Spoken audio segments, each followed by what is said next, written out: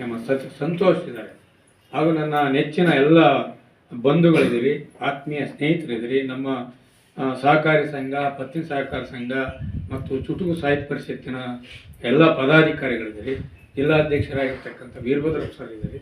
ಹಾಗೂ ನಮ್ಮ ವೃತ್ತಿ ಬಾಂಧವರು ಭಾಳ ಜನ ಬಂದರು. ಅವ್ರಿಗೆ ನಾನು ಹೇಳಿದೆ, ಗೀತಮ್ಮ ಮೇಡಮ್ ಇದ್ದಾರೆ, ಮಂಜುಳಾ ಮೇಡಮ್ ಇದ್ದಾರೆ, ಅಲ್ಲಿ ರವಿ ಸರ್ ಇದ್ದಾರೆ, ಈ ಕಡೆ ತಿಪ್ಪೆ ಸರ್ ಇದ್ದಾರೆ, ಹಾಗೆ ನಮ್ಮ ಜಯಣ್ಣ ಇಲ್ಲಿದಾರಪ್ಪ, ಜಯಣ್ಣ, ನಮ್ಮ ಹರಿಯಪ್ಪಳ ಜಯಣ್ಣ ಅವರಿದ್ದಾರೆ, ಮತ್ತು ಹೀಗೆ ಅನೇಕ ಮಹಿಳೆಯರು ಎಲ್ಲರೂ ಇಲ್ಲಿ ಬಂದಿದ್ದಾರೆ. ನಮ್ಮ ಕಾರ್ಯಾಧ್ಯಕ್ಷರು ಲಿಂಗಾನಂದ್ ಅವರಿದ್ದಾರೆ, ಕಾರ್ಯದರ್ಶಿ ಮಾಂತೇಶ್ ಅವರಿದ್ದಾರೆ.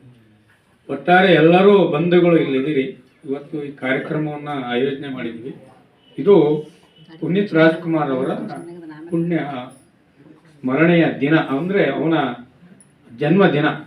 ವರ್ಷದಲ್ಲಿ 2 ಬಾರಿ ನಾವು ಈ ಕಾರ್ಯಕ್ರಮವನ್ನು ಮಾಡ್ತೀವಿ. ಒಂದು, ಅವನು ಈ ಲೋಕವನ್ನು ತ್ಯಜಿಸಿರ್ತಕ್ಕಂಥ ಪುಣ್ಯ ಸ್ಮರಣೆ, ಅವನು ಈ ಲೋಕಕ್ಕೆ ಬಂದಂಥ ಜನ್ಮದಿನ. ಇವೆರಡನ್ನು ನಾವು ನಮ್ಮ ಸಂಸ್ಥೆಯ ವತಿಯಿಂದ ಹಮ್ಮಿಕೊಂಡಿದ್ದೀವಿ.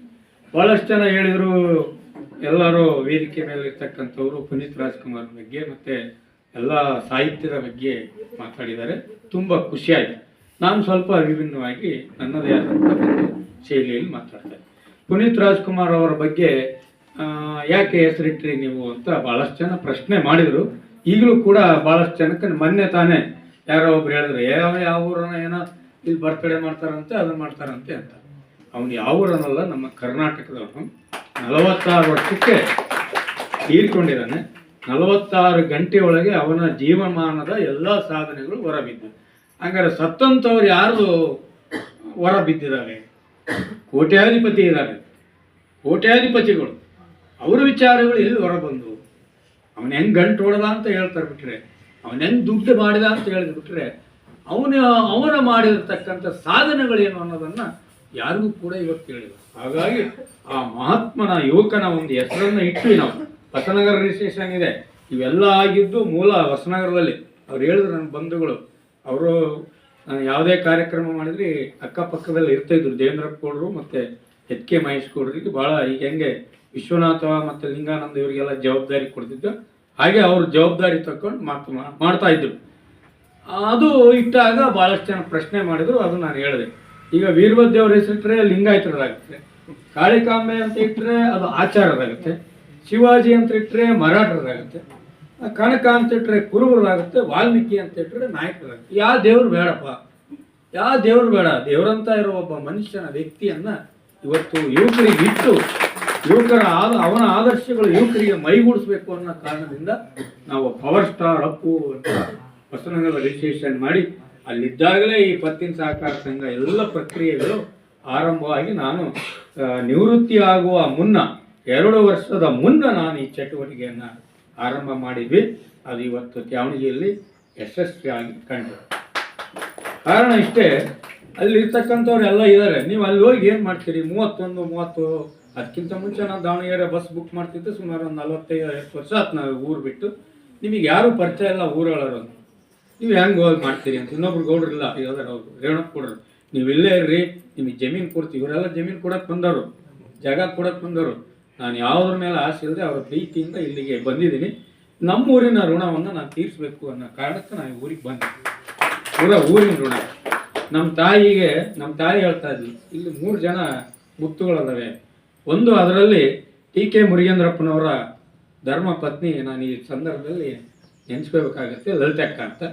ಹಾಗೆ ಏನು ನಮ್ಮ ರುದ್ರಪ್ಪನವ್ರು ಇದ್ದಾರ, ಅವ್ರ ತಾಯಿ ನಾಗರತ್ನಮ್ಮ ಅಂತ. ಇನ್ನೊಬ್ಬರು ಅಲ್ಲಿದ್ದಾರೆ ಸಾವುಕಾರ ಹೇಮಜ್ಜರ ಹೇಳ್ರಿ ಬಸಣ್ಣ, ಅವ್ರ ತಾಯಿ. ಬಸಣ್ಣ ನೀವೇ, ನಿಮ್ಮ ತಾಯಿ. ನಮ್ಮಮ್ಮ ಹೇಳ್ತಿದ್ದು ಈ 3 ಜನ ನೀನು ಯಾವತ್ತೂ ನೆನೆಸ್ಕೊಂಡು ಊಟ ಮಾಡು. ಅದಕ್ಕೆ ಕಾರಣ ಬೇರೆ ಇದೆ. ಅವರು ನಮ್ಮನ್ನು ಆ ಕಾಲಘಟ್ಟದಲ್ಲಿ, ಬಡತನದ ಕಾಲಘಟ್ಟದಲ್ಲಿ ಒಂದಿಷ್ಟು ಅನ್ನವನ್ನು, ಮುದ್ದೆಯನ್ನು, ರೊಟ್ಟಿಯನ್ನು ಕೊಟ್ಟು ನಮ್ಮನ್ನು ಹಿಡಿದಿರ್ತಕ್ಕಂಥ ಈ ತಾಯಿಗಳು. ನಮ್ಮ ತಾಯಿ ಅಂದರೆ ಭಾಳ ಇಷ್ಟ. ನಮ್ಮ ಗುನ್ನಮ್ಮಲ್ಲ ನಿಮ್ಮಮ್ಮ ಹೆಸರು, ಅವರಿಗೆ ನಾವು ಚಿರಋಣಿಯಾಗಿದ್ದೀವಿ. ಹೀಗೆ ಎಲ್ಲ ನಮ್ಮ ತಾಯಿಯವರ ಋಣದಲ್ಲಿ, ನಮ್ಮ ತಾಯಿಯವರ ಒಂದು ಆದರ್ಶದಲ್ಲಿ ನಾನು ಮೈಗೂಡಿ. ನಮ್ಮ ಮನೆಯವ್ರು ಹೇಳ್ತಾರೆ, ಯಾವ ನೋಡು ನಿಮ್ಮ ಅಮ್ಮನ ಹೆಸರು ಹೇಳ್ತೇವೆ, ತಾಯಿಯೇ ಮೊದಲು, ತಂದೆ ಆಮೇಲೆ. ತಂದೆಗೆ ನನಗೆ ಜನ್ಮ ಕರ್ತ ತಂದೆನೇ ಆಗಿದ್ರು ನನ್ನ ಉಸಿರು ಕೊಟ್ಟವಳು ತಾಯಿ. ಯಾಕಂತಂದರೆ 9 ವರ್ಷ ನನ್ನ ನೋವು ಒದ್ದು ಬೇಡಿ ಒಳಗೇನು ಹೊಡಿತಾ ಇರ್ತವಲ್ಲ ಆ ನೋವನ್ನು ಅನುಸರಿಸ್ಕೊಂಡು ನಾನು ಹೊರಬರುವಾಗ ಏನು ನೋವು ಕೊಟ್ಟಿಲ್ಲ ಆ ನೋವನ್ನು ಸುಧಾರಿಸ್ಕೊಂಡು ಎದೆ ಹಾಲನ್ನು ಕುಡಿಸಿ ಇವತ್ತು ಈ ಮಟ್ಟಕ್ಕೆ ಬೆಳೆಸಿದಾಳಲ್ಲ ತಾಯಿಗೆ ಮೊದಲ ಆದ್ಯತೆಯನ್ನು ನಾವು ಕೊಡ್ತೀವಿ. ಹಂಗಂತ ತಂದೆ ಏನು ಕಡೆಯಲ್ಲ, ತಂದೆ ತಾಯಿ ಇಬ್ಬರು 2 ಕಣ್ಣಿದ್ದಾಗೆ. ಆದರೆ ಒಂದು ಹೆಜ್ಜೆ ತಾಯಿಗೆ ನಾವು ಮೊದಲ ಆದ್ಯತೆ ಕೊಡ್ತೀವಿ. ಹಾಗಾಗಿ ತಾಯಿಯನ್ನು ನಾನು ಅನುಕರಣೆ ಮಾಡಿ ತಾಯಿಗೋಸ್ಕರ ನಾನು ಈ ಊರಿಗೆ ಬಂದೆ. ಇಲ್ಲೇ ನಮ್ಮ ಪಕ್ಕದ ಮನೆ, ನಮ್ಮದು ಒಂದು ಮಠದ ಮನೆ. ಯಾಕೆ ಬಂದೆ ಅಂತಂದರೆ, ನಾನೆಲ್ಲೋ ನಮ್ಮ ಮಗಳು, ನಮ್ಮ ಮನೆಯವರು, ನಮ್ಮ ಮಳೆಯವರು ಬೇಡ ಇಲ್ಲಿ ದಾವಣಗೆರೆಯಲ್ಲಿ ಮನೆ ಕಟ್ಟಿಬಿಡಿ ಅಂತ ಹೇಳಿದರು. ಬೇಡ ಊರು ಸವಾಸ. ಆದರೆ ನಾನು ಯಾಕೆ ಬಂದೆ ಅಂತಂದರೆ, ನನ್ನನ್ನು ಸತ್ತ ಮೇಲಾದರೂ ಈ ಊರಿಗೆ ತರಲೇಬೇಕು. ನನ್ನ ಸತ್ತ ಮೇಲಾದರೂ ಊರಿಗೆ ಬಂದು ಅದಕ್ಕೆ ಭಾಳಷ್ಟು ಕಾರಣಗಳಿದ್ದಾವೆ. ಕೊನೆಯ ಉಸಿರಿರೋವರೆಗೂ ಜೀವ ಬೇಡ್ತಾ ಇರ್ತಂತ ತಾನು ಹುಟ್ಟಿದ ಮಣ್ಣನ್ನು ನನ್ನ ಮಣ್ಣೆ ಸೇರಿಸುವ ಊರಿಗೆ ಒಯ್ದು ಬಿಡ್ರಪ್ಪ, ಹಂಗಾರೆ ಏನೋ ಜೀವ ಹೋಗುತ್ತೆ ಅಂತ ಭಾಳಷ್ಟು ಜನ ನಮ್ಮೂರಲ್ಲಿ ನೋಡಿದ್ದೆ ನಾನು. ಇಲ್ಲವರು ಜಯಣ್ಣ ಅಂತ ಒಬ್ರು ಇದ್ರು, ಇಲ್ಲಿ ಜಡಲಪ್ಪರ ಜಯಣ್ಣ ಅಂತ, ಅವರು ನಾರ್ವೆಯಲ್ಲಿದ್ದರು ನಾವಿಲ್ಲಿದ್ದಾಗ. ಅವ್ರು ಎಲ್ಲಿ ನೋಡಿದ್ರು ಡಾಕ್ಟ್ರು ವೈರಿ ಅಂತಿದ್ರು. ಆ ಜೀವನ ಹೋಗೋಲ್ಲ. ಕೊನೆಗೆ ಹೇಳಿದ್ರು ಇವ್ರು ಊರು ಯಾವುದೋ ಅಲ್ಲಿ ಒಯ್ದು ಬಿಡ್ರಿ ಅಂತ. ಇಲ್ಲಿ ಬಾರ್ಡ್ರ್ ಬಂತು, ಚಾವಣಿಗೆ ಬಂತು ಅಂದರು, ಅಷ್ಟಂತ ಜೀವ ಅಂದರೆ ಮಾತೃಭೂಮಿಯ ಮೇಲೆ ಎಷ್ಟೊಂದು ಜೀವ ಅದನ್ನು ಹಿಡಿದು ಇಟ್ಕೊಂಡಿರುತ್ತೆ ಅನ್ನೋದಕ್ಕೆ ನಿಮ್ಗೆ ಉದಾಹರಣೆ. ಅದಕ್ಕೋಸ್ಕರವಾಗಿ ನಾನು ಕೊನೆಯ ದಿನಗಳನ್ನು ಇಲ್ಲಿ ಕಳೆದು, ನಮ್ಮ ಮನೆಯವ್ರಿಗೂ ಇಷ್ಟ ಇಲ್ಲ, ನನ್ನ ಮಗಳಿಗೂ ಇಷ್ಟ ಇಲ್ಲ, ನಮ್ಮ ಮಳೆ ಯಾರಿಗೂ ಇಷ್ಟ ಇಲ್ಲ. ಆದರೂ ನನ್ನ ಇಷ್ಟಕ್ಕೆ ಅವರು ಬಂದಿದ್ದಾರೆ. ಈ ಊರಿನ ಋಣ ತೀರಿಸ್ಬೇಕು ಅಂತ ಬಂದಿದ್ದೀನಿ. ಯಾರೇ ಸವಾರಿ ಮೇಲಕ್ಕೆ ಬಂದಿಲ್ಲ, ಯಾರು ಗಂಟು ಹೊಡಿಯೋಕ್ಕೂ ಬಂದಿಲ್ಲ, ಯಾರ ಮೇಲೂ ದೌರ್ಜನ್ಯ ಮಾಡೋಕ್ಕೆ ಬಂದಿಲ್ಲ. ಜನ ಬೇರೆ ಥರ ನನ್ನ ತಿಳ್ಕೊಂಡ್ರು. ಆದರೂ ನನಗೇನು ಬೇಸರ ಇಲ್ಲ. ಪ್ರಾರಂಭದ ದಿನಗಳು ಭಾಳ ಕಠಿಣ ಆಯಿತು. ಒಂದು 40 ವರ್ಷ ಊರು ಬಿಟ್ಟು ಹೋಗಿದ್ದಕ್ಕೆ ಇಷ್ಟೊಂದು ಪನಿಷ್ಮೆಂಟ್ ಅನಿಸ್ತು. ಈಗ ಒಳ ನುಗ್ಗಿದ್ದೀನಿ, ಒಂದೊಂದೇ ಬಯಲು ಮಾಡ್ತಾ ಬರ್ತಾ ಇದ್ದೀನಿ. ಬಯಲು ಆಗುತ್ತೆ, ಅದು ಒಂದು ಕಡೆ. ನಾನು ಇಲ್ಲಿ ಯಾಕೆ ಸಾಹಿತ್ಯವನ್ನು ಮಾಡಿದ್ದು, ನಮ್ಮ ಟ್ರಸ್ಟಿನ ಉದ್ದೇಶಗಳಲ್ಲಿ ಸಾಹಿತ್ಯನೂ ಕೂಡ ಇದೆ. ಪುಸ್ತಕ ಬಿಡುಗಡೆ ಮಾಡೋದು. ನಾನು ಈ ಊರಿನ ಇತಿಹಾಸವನ್ನು ಬರೆದು ಇಲ್ಲಿ ಒಂದು ನಾಟಕ ಆಡಿಸಿದ್ದೆ. ನಿಮಗೆ ಗೊತ್ತಿರ್ಬೋದು, ಬಾಳೆಕಾಯಿ ಶೇಖರಣ ಅಂತ ಒಬ್ಬರಿದ್ದರು, ಬಾಳೆಕಾಯಿ ಶೇಖರಣ. ಅವರ ನೈಜತೆಯನ್ನು ಬರೆದು ಒಂದು ನಾಟಕ ಬರೆದಿದ್ದೆ ಊರ್ವಾಗಲಲ್ಲಿ. ನನ್ನ ಸ್ವಂತ ಖರ್ಚಿನಲ್ಲಿ ಇಲ್ಲಿರ್ತಕ್ಕಂಥ ಕೆಲವರು ಇದ್ದಾರೆ. ಆ ನಾಟಕ ಬರೆದ. ಆ ನಾಟಕ ಭಾಳ ಯಶಸ್ವಿ ಆಯಿತು. ಅಂದರೆ ತಾಳಿ ಕೊಂದ ಗಂಡ ಅರ್ಥಾತ್ ವಿಧವಿಯ ಬಾಳು. ಅವತ್ತೇ ನಾನು ಈ ಸಾಹಿತ್ಯ ಲೋಕಕ್ಕೆ ಕ್ಷೇತ್ರ ಹಿಡಿದು ಇಲ್ಲಿ ಕಾಡೇರು ನಿಜಣ್ಣನ ಮನೆಯಲ್ಲಿ ನಾನೊಂದು ರೂಮ್ ಮಾಡಿದ್ದೆ. ಅಲ್ಲೊಂದು ಕಾದಂಬರಿ ಬರೆದ್ಬಿಟ್ಟಿದ್ದೀನಿ. ಏನು ಕಾದಂಬರಿ ಹೆಸರು ಕಂಬನಿ ಕೂಗು ಅಂತ. ಅದನ್ನು ಬಿಡುಗಡೆ ಮಾಡೋಕ್ಕಾಗಿಲ್ಲ, ಅದು ಭಾಳ ದುಡ್ಡು ಬೇಕು. ಅದು ಈಗಲೂ ಹಂಗೆ ಪುಸ್ತಕ ಇದೆ. ಅದು ಯಾವ ಖರ್ಚುನೋ ಗೊತ್ತಿಲ್ಲ. ಅದಾದ ನಂತರ ಕವನ ರಚನೆ ಮಾಡಿದ್ವಿ, ಒಂದು ವೃತ್ತಿ ತೃಪ್ತಿ ಅಂತ ಬರೆದು ಎಲ್ಲ ಬಂತು. ಆದರೆ ಹೇಳಿದರು ಎಲ್ಲರೂ ತ್ಯಾವಣಿಗೆಯ ಒಂದು ಸಾಹಿತ್ಯ ಕ್ಷೇತ್ರಕ್ಕೆ ಕಾಲಿಟ್ಟಂಥ ಯುವ ನಮ್ಮ ಸೋದರ. ಒಂದು ತಾಕತಾಳಿ ಅಂದರೆ ಅವರಪ್ಪನ ಮದುವೆ, ನಮ್ಮ ತಂದೆಯ ಮದುವೆ ಒಂದೇ ದಿನ. ಆ ಕಡೆ ಚಪ್ರ, ಈ ಕಡೆ ಚಪ್ರ, ಒಂದೇ ದಿನ ಮದುವೆ ಆಗಿರ್ತಕ್ಕ. ಅವರಪ್ಪನ ಹೆಸರು ಶಿವರುದ್ರಪ್ಪ, ನಮ್ಮ ಹೆಸರು ರುದ್ರಯ್ಯ. ಏನು ವ್ಯತ್ಯಾಸ ಏನಿಲ್ಲ. ಅವರಮ್ಮನ ಹೆಸರು ನಾಗಮ್ಮ, ನಮ್ಮನ ಹೆಸರು ಶರಣಮ್ಮ. ಇದು ಕಾಕತಾಳಿ ಅಂತ ಒಂದು ಇದು. ನಮ್ಮಮ್ಮ ಹೇಳ್ತದೆ ನಮ್ದು ಅವ್ರದ್ದು ಒಂದೇ ಮದುವೆ. ಅವ್ರ ಅಪ್ಪಾಜಿ ರುದ್ರಯ್ಯ ವಾರ ಇಲ್ಲಿ ಅಂತದ್ದು. ಇವು ನಮ್ಮ ಅಪ್ಪಾಜಿ ಏನು ಶಿವರುದ್ರಪ್ಪ ಅಂತ. ಹೀಗೆ ಅನ್ಯೋನ್ಯವಾಗಿ ಇಬ್ಬರು ಕೂಡ ಕಚ್ಚೆ ಪಂಜೆ ಪ್ರಿಯರೇ. ಭಾಳ ಅತ್ಯುನ್ಮೂಲ್ಯವಾದಂಥ ಜ್ಞಾನವನ್ನು ಕೊಟ್ಟು, ಸಂಸ್ಕಾರವನ್ನು ಕೊಟ್ಟು, ಅವರು ಮಕ್ಕಳಿಗೆ, ನಮಗೆ ನಮ್ಮ ತಾಯಿಯವರು ಮತ್ತು ಅವರ ತಂದೆಯವರು ಇಬ್ಬರು ಕೂಡ ಸಂಸ್ಕಾರ ಕೊಟ್ಟು ಬಂದಿದ್ದಾರೆ. ನಮ್ಮ ರುದ್ರೇಶ್ ಅವರು ಒಂದು ದಿವಸ ಬಂದರು, ಅಣ್ಣ ಒಂದಿಷ್ಟು ಕವನಗಳನ್ನು ಬರೆದಿದ್ದೀನಿ ನೋಡೋಣ. ಅವರು ನನಗಿಂತ ಅತ್ಯುತ್ತಮವಾದ ಕವನಗಳನ್ನು ರಚನೆ ಮಾಡಿದ್ದು ನನ್ನ ಕಣ್ಣಿಗೆ ಕಾಣು. ತಮ್ಮ ಹಿಂಗೆ ಬರೆದ್ರೆ ಆಗಲ್ಲ, ಇದು ಎಲ್ಲೆಲ್ಲಿ ಬರೆದು ಅದನ್ನೆಲ್ಲ ಕಲೆಕ್ಟ್ ಮಾಡೋದು. ಇನ್ನು ಒಂದಿಷ್ಟು ಕವನಗಳನ್ನು ನನ್ನ ಕಡೆಗೆ ಕೂಡ ಪುಸ್ತಕ ಬಿಡುಗಡೆ ಮಾಡೋಣ ಅಂತ ಯೋಚನೆ ಹಾಕಿದ್ವಿ. ಆ ನಿಟ್ಟಿನಲ್ಲಿ ನಮ್ಮ ಏನು ವೀರಭದ್ರಪ್ಪ ಇದ್ದಾರೆ, ಅದಕ್ಕೊಂದು ಶೀರ್ಷಿಕೆ ಇಟ್ಟಿದ್ದಾರೆ. ಅದು ಕಥೆ ಬದುಕಲು ಏನು ಬೇಕಿದೆ ಅಂತ. ಅದರ ನಂತರ ಪ್ರಯಾಣ ಆಗಿ ಇವತ್ತು ಅವರ ಒಂದು ಯುವ ಸಾಹಿತಿಯ ಒಂದು ಚೊಚ್ಚಲ ಕಾಣಿಕೆ ನಮ್ಮ ತ್ಯಾವಣಿಗೆಯಲ್ಲಿ ಇವತ್ತು ಬಿಡುಗಡೆಗೊಂಡಿದೆ. ನೀವೆಲ್ಲ ಪುಸ್ತಕಗಳನ್ನು ಓದಿ ಅವರಿಗೆ ಹಾರೈಸಬೇಕು. ಯಾಕಂದ್ರೆ ನಮ್ಮೂರ ಹೆಮ್ಮೆಯ ಯುವ ಪುತ್ರ ಅವನು.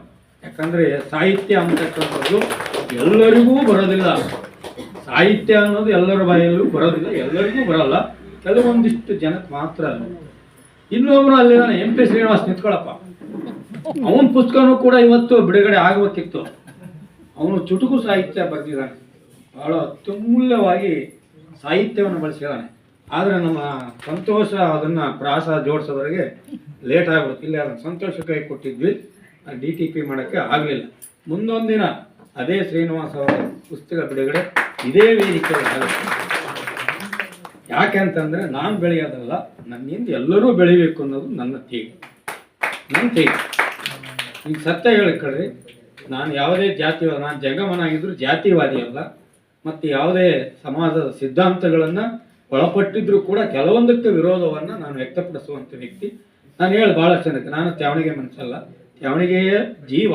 ಆದರೆ ಹೊರಪ್ರಪಂಚದಿಂದ ಬಂದಿರುವಂಥ ಒಂದಿಷ್ಟು ಮಾಹಿತಿಗಳನ್ನು ತಿಳ್ಕೊಂಡು ನನ್ನದೇ ಆದ ತತ್ವಗಳಲ್ಲಿ ಬಂದಿರತಕ್ಕಂಥ ವ್ಯಕ್ತಿ ಅಂತ ಭಾಳ ಜನ ಕೇಳಿ ನಾನು ಲಿಂಗಪ್ಪನಿಗೂ ಕೂಡ ಹೇಳಿ ನಾವು ಸ್ವಲ್ಪ ಚೇಂಜ್ ಮಾಡ್ತಾ ಇದ್ವಿ. ಲಿಂಗಪ್ಪನ ತ್ಯಾವಣಿಗೆಯಲ್ಲಿ ಇದ್ದಾನೆ, ಸ್ವಲ್ಪ ಏನೇನೋ ಸ್ವಲ್ಪ ಮಾಡ್ತಾ ತಿರ್ತೀವಿ ಅಂತ ಒಂದು ತಿದ್ದುವಿಕೆಯನ್ನು ಮಾಡಿ ನಮ್ಮ ಮನೆಯಲ್ಲಿ ನಮ್ಮ ಶ್ರೀಮತಿಯವರಾದರೆ ದೊಡ್ಡಗಡದಲ್ಲಿ ರೈಮನ್ ಅಂತ ಇದ್ರು. ಇನ್ನು ಸತ್ಯ ಹೇಳ್ತಾರೆ, 2 ವರ್ಷಗಳ ಕಾಲ ನಮ್ಮ ಮನೆಯಲ್ಲೇ ಇದ್ದವರು. ನಮ್ಮ ಅಣ್ಣ ತಮ್ಮಂದ್ರು ಅಂತ ಇಟ್ಕೊಂಡಿದ್ವಿ, ಮುಸ್ಲಿಮ್ಸನ್ನು ನಮ್ಮ ಮನೆಯಲ್ಲೇ ಇಟ್ಕೊಂಡಿದ್ವಿ. ಅವ್ನು ಮದುವೆ ಆದ್ಮೇಲೆ ಅವ್ರ ಪಾಡಿಗೆ ಅವ್ನು ಹೋದ, ನಾವು ಓದಿದ್ವಿ. ಹಾಗಾಗಿ ನಮಗೆ ಯಾವುದೇ ರೀತಿಯ ಜಾತಿ ಬಂಧನ, ಹಣದ ಬಂಧನ ಯಾವುದಿಲ್ಲ. ಆಮೇಲೆ ಮತ್ತೆ ಒಂದು ಹೇಳ್ತೀನಿ, ಹಣದಿಂದ ಯಾರೂ ಓಡಬೇಡಿ. ಹಣ ನಿಮ್ಮನ್ನು ಯಾವ ಕಾರಣಕ್ಕೂ ಮುಂತರಲ್ಲ. ಎಲ್ಲಿಗೆ ನಿಮ್ಮನ್ನು ತಗೊಂಡು ನಿಂತತ್ತೋ ಅಲ್ಲಿ ನಿಲ್ಲಿಸ್ತತಿ, ನಿಮ್ಮನ್ನು ಮುಗ್ಗಿಸಿಬಿಡಲಿ.